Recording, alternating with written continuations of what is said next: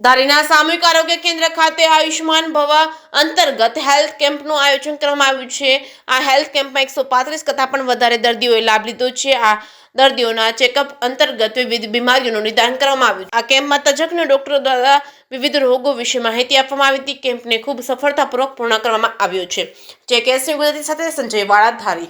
આજ રોજ તારીખ 6/2/2025 રોજ સામૂહિક આરોગ્ય કેન્દ્ર ધારી ખાતે આયુષ્માન ભવ મિશન અંતર્ગત હેલ્થ ચેકઅપ કેમ્પ યોજવામાં આવ્યો હતો, જેમાં અંદાજે 135 જેટલા લાભાર્થીઓએ દર્દીઓએ લાભ લીધેલો છે અને અમરેલી શાંતાબા મેડિકલ કોલેજ માંથી વિવિધ વિભાગના તજજ્ઞો ડૉક્ટરો આવેલા છે।